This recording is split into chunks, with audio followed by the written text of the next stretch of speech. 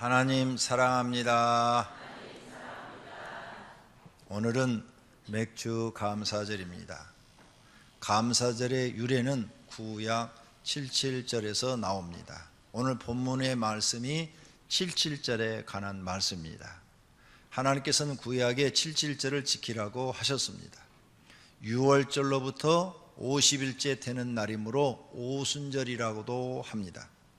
이 77절이란 말은 곡식의 낫을 되는 첫날부터 7주, 즉 7일씩 7번을 계산하는 날이라는 의미에서 그렇게 이름이 붙여졌습니다. 77절의 의미는 하나님께서 그들에게 주신 소출에 대한 감사였습니다. 그래서 각자 축복으로 거둬들인 소출을 헤아려 자원하는 예물을 드리라고 했습니다. 이스라엘 백성들은 밀의 첫 열매를 하나님께 드리면서 하나님께 감사하고 즐거워하였던 것입니다.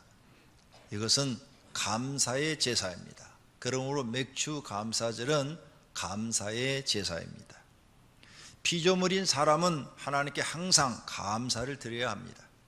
그런데 하나님께 감사를 모르고 불만, 불평, 원망하며 살고 있습니다. 그런 사람은 광야에서 이스라엘 백성이 심판받는 것처럼 됩니다. 그러므로 조심해야 합니다.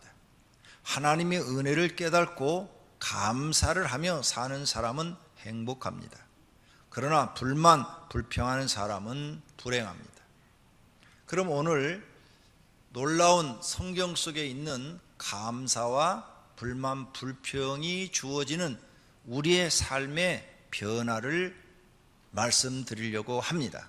성경 속에는 많은 하나님의 말씀들이 들어있고 그 말씀 하나하나가 사람에게 영향을 끼치는데, 첫 번째로 불행한 사람에 대해서 말씀을 드립니다. 어떤 사람이 불행하냐?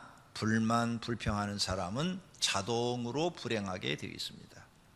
미국의 국무장관을 지낸 파월 장군이 학생 시절에 아르바이트를 했다고 합니다.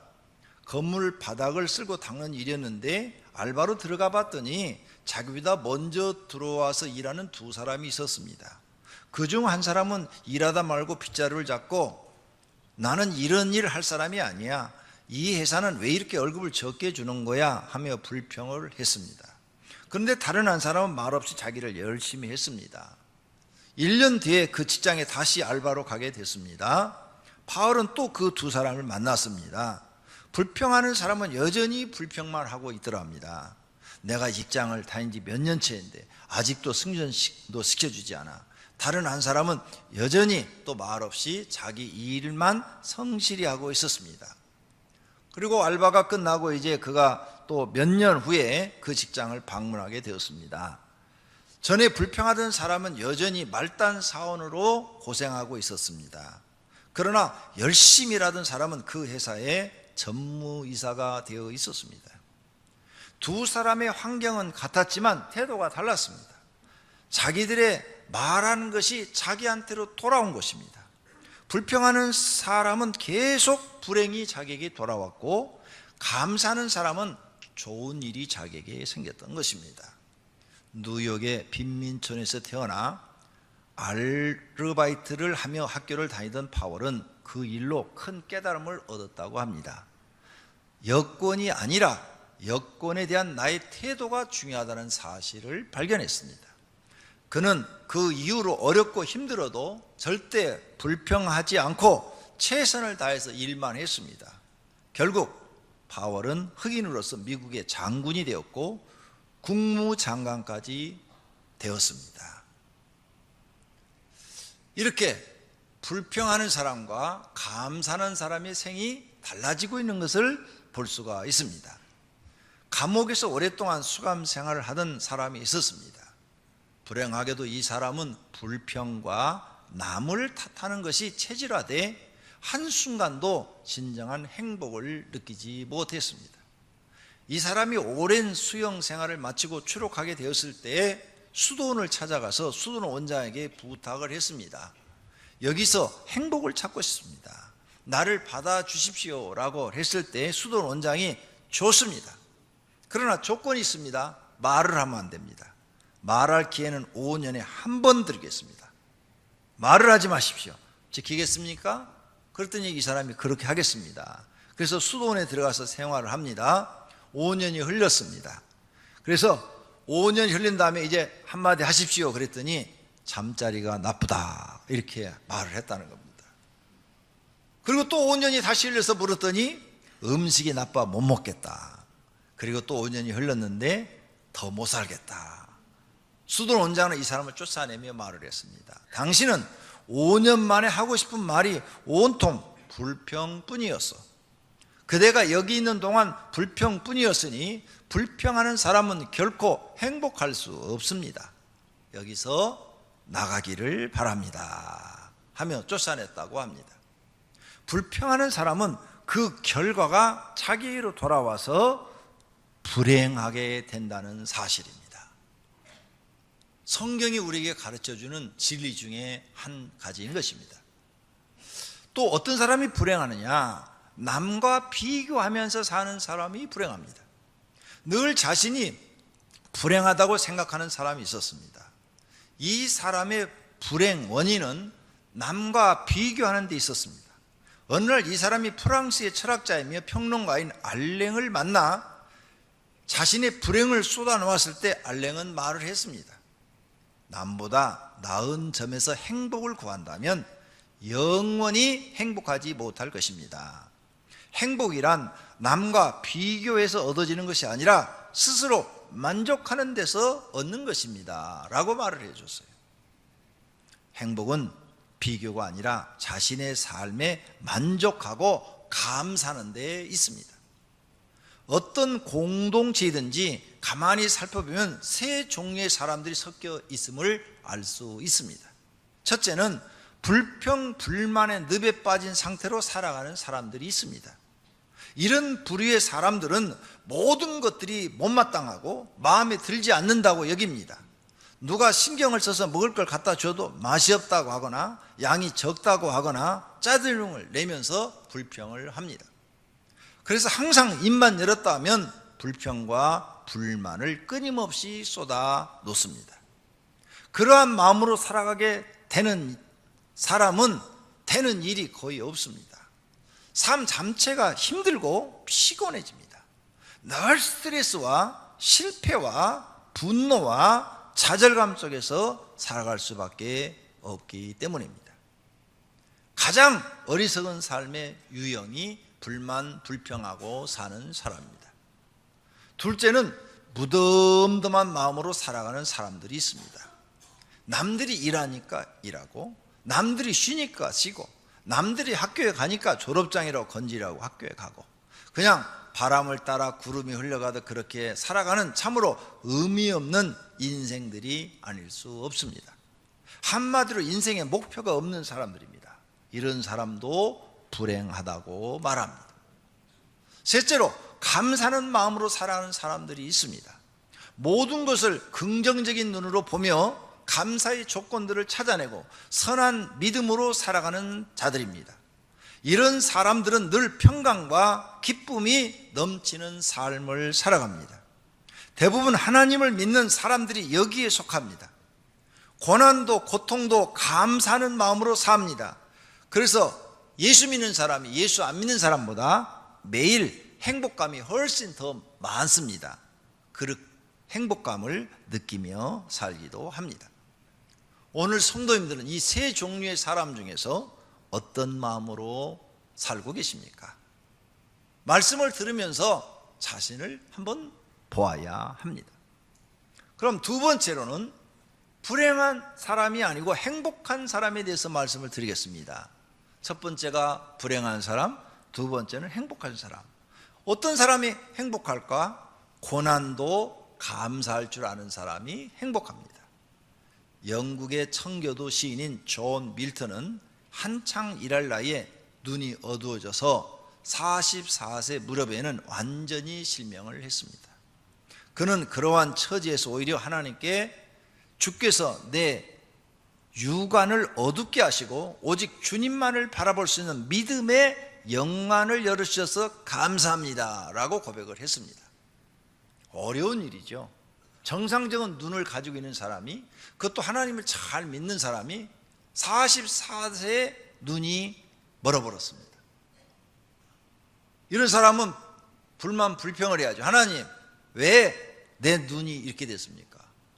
내가 하나님 잘 믿었는데 왜 눈에 건강을 주지 않고 날 이렇게 소경이 되게 했습니까? 하고 불평해야 되는데 그는 불평하지 않고 만나는 사람마다 감사를 했습니다. 그랬더니 하나님께서 그에게 영감을 주셔서 맹인의 노래를 써서 주님을 찬양하게 하고 그 유명한 세계적인 소설 신라건과 복락원을 써서 많은 사람들이 읽고 회개하고 하나님께 돌아오게 하였고 그는 세계의 대문호가 되었습니다. 감사는 불행 중에도 자신을 행복하게 하고 하나님의 은혜를 더 많이 받게 합니다. 은혜를 받지 못하는 사람은 감사보다 불평을 많이 하는 사람입니다. 오늘 은혜가 안 됩니까? 불평을 많이 하시는 분이.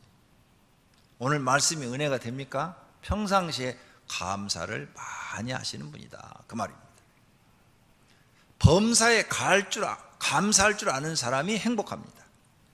우리는 하나님의 말씀을 알고 있는데도 안 지킵니다. 범사에 감사라, 이것이 그리스도 예수 안에서 너희를 향하신 하나님의 뜻이라 다 알고 있습니다. 교회 나오신 분은 이 말씀 모르는 분이 거의 없어요. 어린 아이들도 범사에 감사라 알고 있는데 범사에 감사를 안 합니다.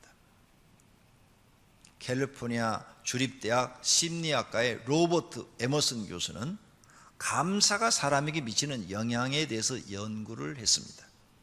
12세에서부터 80세까지 다양한 연령대 사람들을 대상으로 선정한 교수는 두 개의 그룹으로 나누었습니다.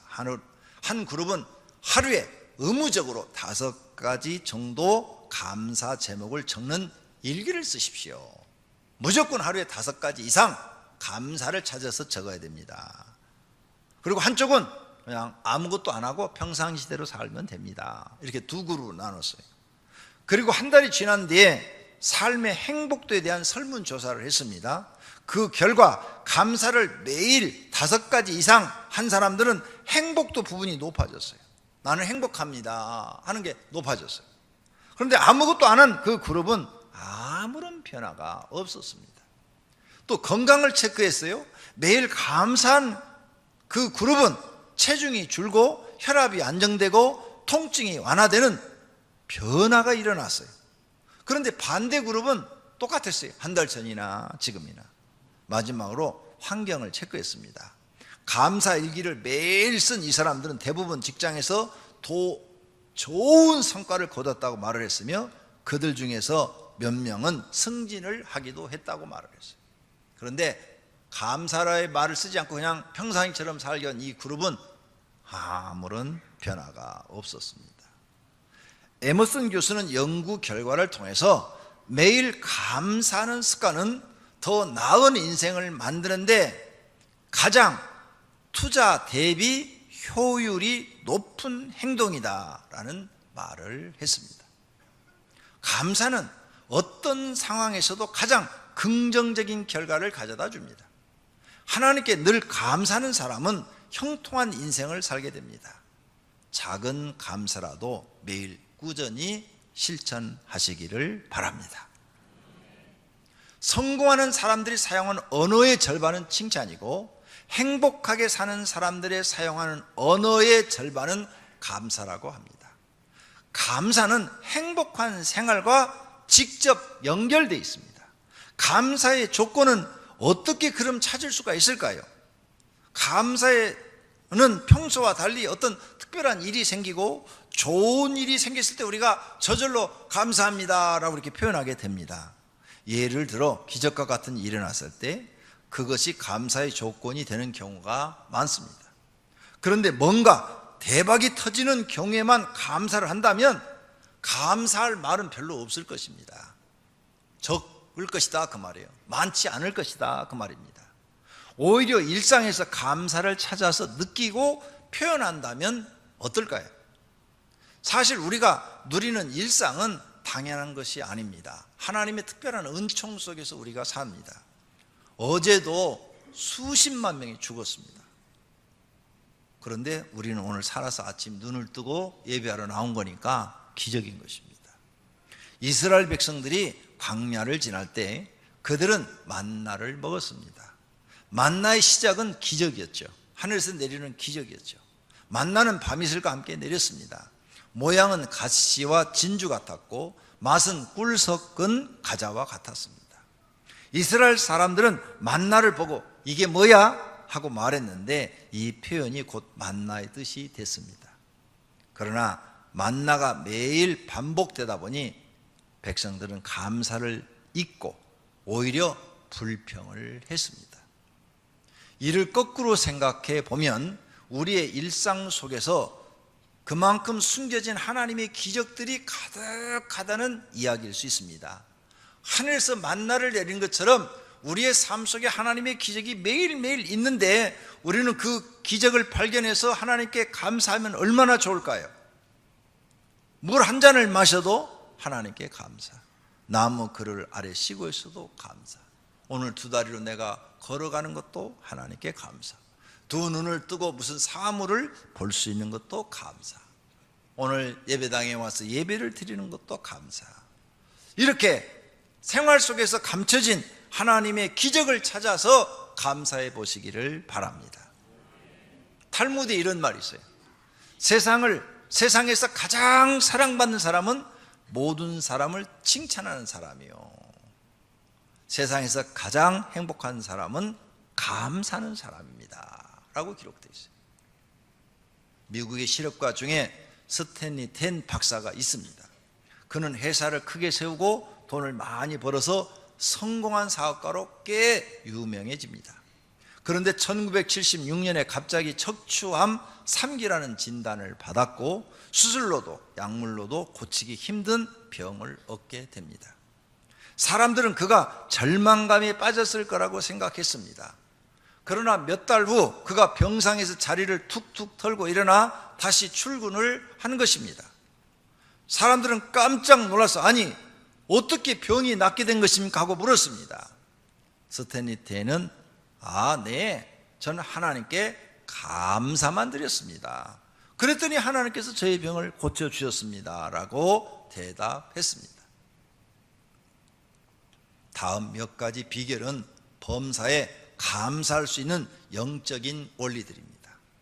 먼저 살아있음을 감사해 보십시오. 큰 사고를 당했거나 난치병으로 사경을 헤매든 사람들은 한결같이 하는 말이 있습니다. 그것은 무사히 살아있다는 것 그 자체가 얼마나 감사한 일인지 모른다고 말을 합니다. 오늘 내가 살아있음을 감사하십시오. 문제가 있는 것도 감사하세요. 내가 살아있기 때문에 내게 문제가 있는 것이고 그 문제는 기도하면 다 풀어지게 되어 있습니다. 또 감사할 일이 생겼을 때 즉시 말로도 감사하고 하나님께도 감사하고 사람한테도 감사 표현을 하십시오. 미루지 마십시오. 사소한 일과 작은 일부터 감사를 해보십시오. 큰 일만 감사하지 마시고 사소한 것부터 찾아보십시오. 여러분의 인생이 달라질 것입니다. 또 합력하여 선을 이루게 하실 것을 믿고 미리서 감사도 하십시오. 그러면 하나님이 여러분을 복된 길로 인도하실 것입니다.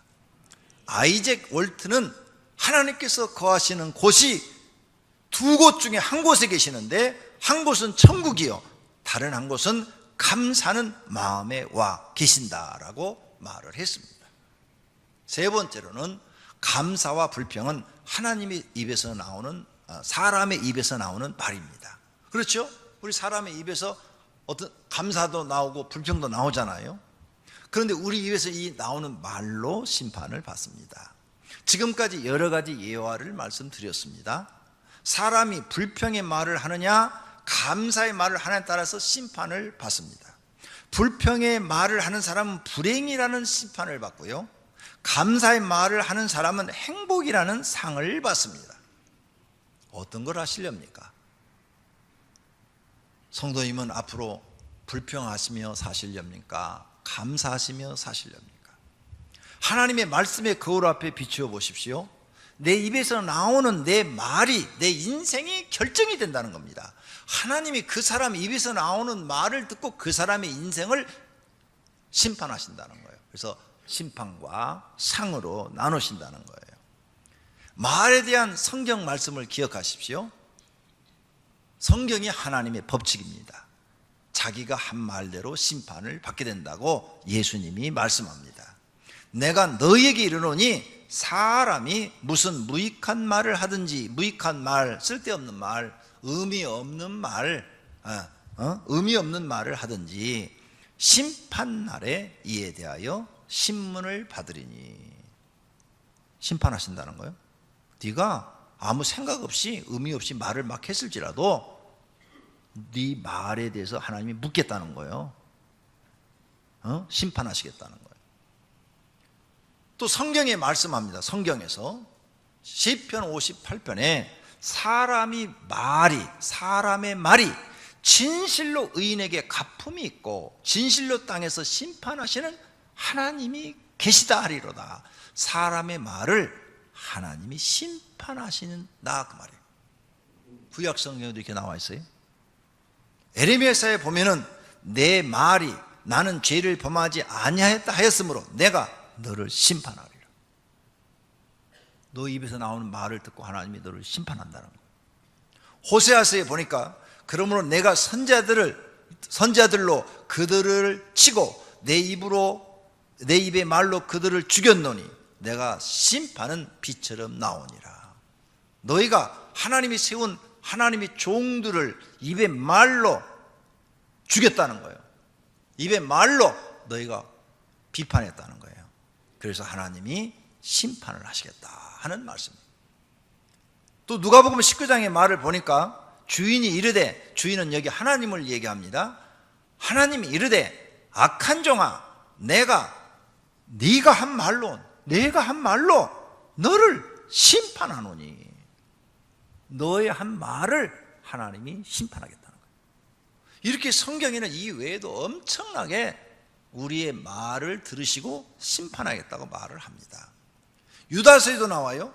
1장에 주를 거스려 한 모든 안악한 말로 말미암아 그들을 정죄하려 하심이라.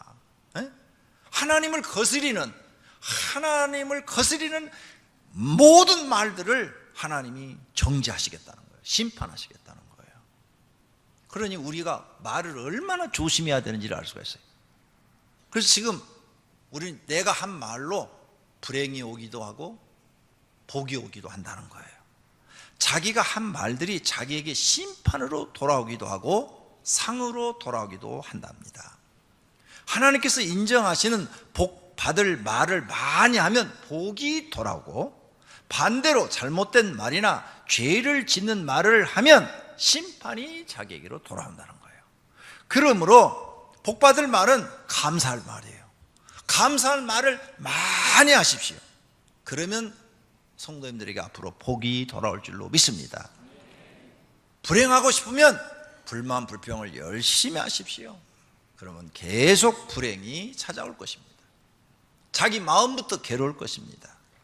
두 친구가 같은 교회를 다녔답니다. 어느 해 두 사람은 그 교회의 교회학교 교사로 임명이 되었습니다. 한 친구는 교사를 하면서 불만 불평입니다. 바쁜데 교사는 왜 하라고 해? 교재가 마음에 안 들어? 전사님 설교가 마음에 안 들어? 부장집사님 잔소리가 마음에 안 들어?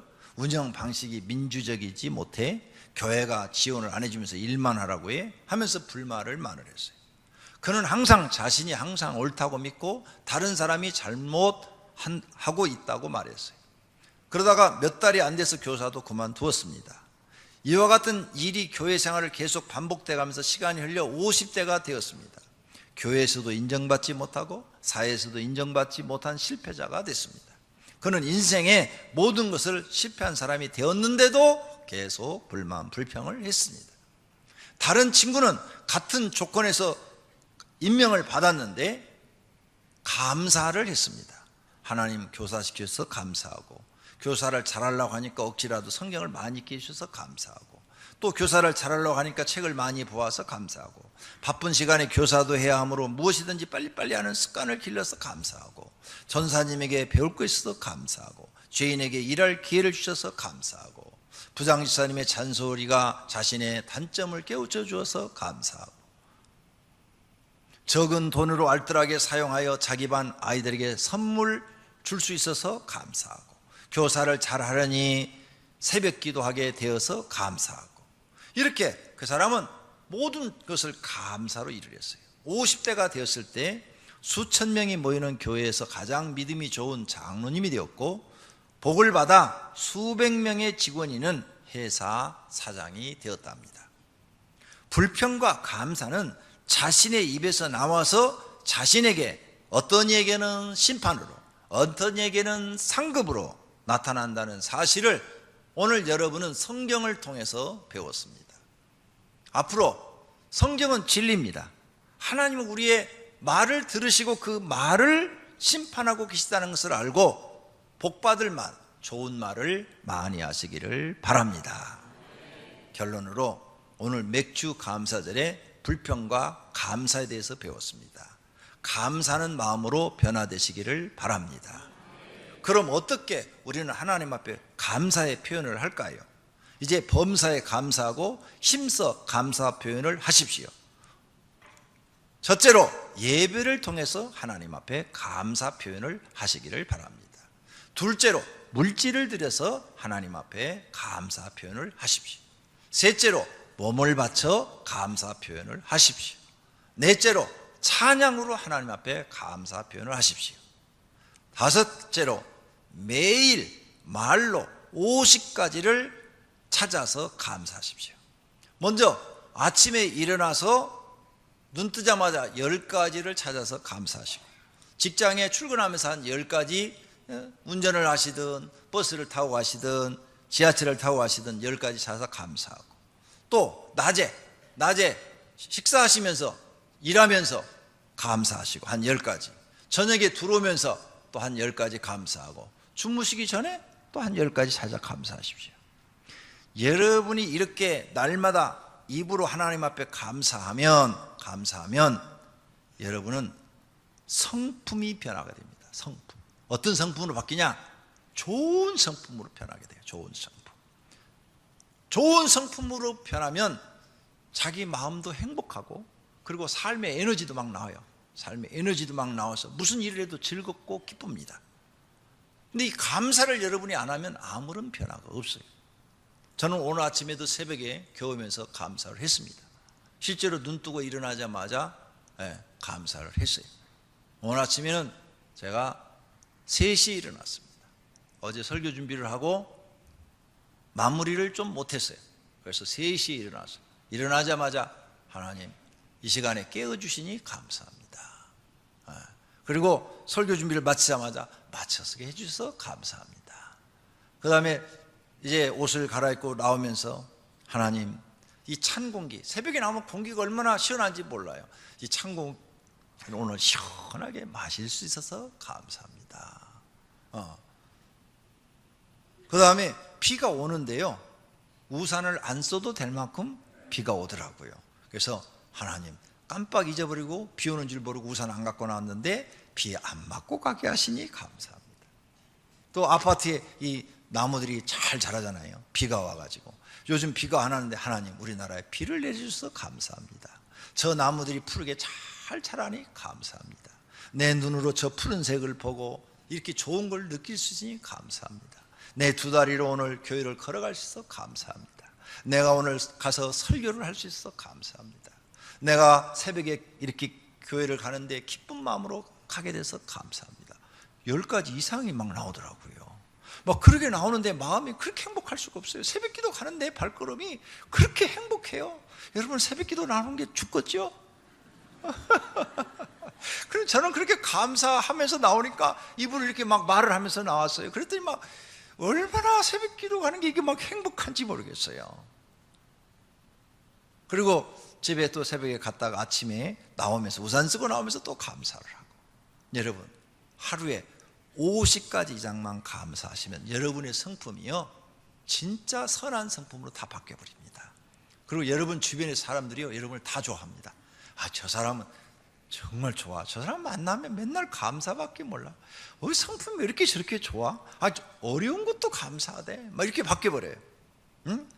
하나님이 원하는 성품이 뭔 줄 압니까? 감사할 줄 아는 성품, 순종하는 성품입니다.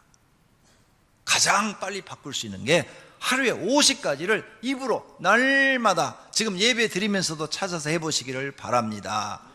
할렐루야! 하나님과 사람에게 감사하는 맥주 감사들이 되시기를 축원합니다.